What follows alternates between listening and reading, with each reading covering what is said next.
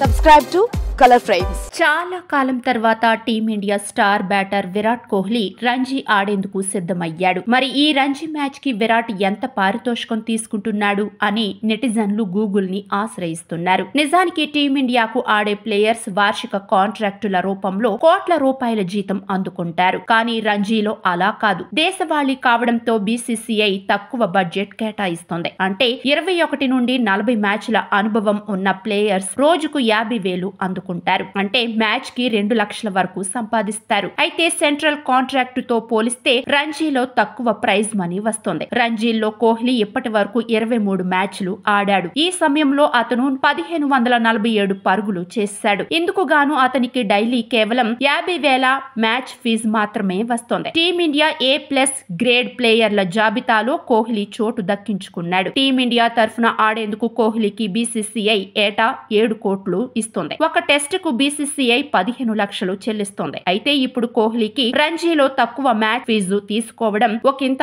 ఆశ్చర్యం కలిగిస్తోంది. విరాట్ కోహ్లీ గత కొంతకాలంగా బ్యాడ్ ఫామ్ తో కొనసాగుతున్నాడు. 2024 సంవత్సరం కోహ్లీకి ఏ మాత్రం కలిసి రాలేదు. గతేడాది T20 ప్రపంచ కప్ లో కూడా విరాట్ సాధారణ ప్రదర్శనతోనే నెట్టుకొచ్చాడు. అయితే టైటిల్ మ్యాచ్ లో మాత్రం విరాట్ పర్వం చూపించి జట్టుకు భారీ స్కోర్ అందించాడు. ఇటీవల ఆస్ట్రేలియాతో జరిగిన బోర్డర్ గవస్కర్ ట్రోఫీలో కూడా కింగ్ కోహ్లీ పరుగులు చేయలేకపోయాడు. ఆ తర్వాత రంజీల్లో ఆడాలని బీసీసీఐ సీనియర్ ఆటగాళ్లను ఆదేశించింది. రోహిత్ శర్మ ముంబై తరఫున ఒక మ్యాచ్ ఆడాడు. ఇప్పుడు విరాట్ కోహ్లీ రైల్వేస్ తో ఢిల్లీకి ఆడనున్నాడు. వీడియో మీకు నచ్చినట్లయితే ప్లీజ్ లైక్ చేయండి, షేర్ చేయండి, కామెంట్ చేయండి.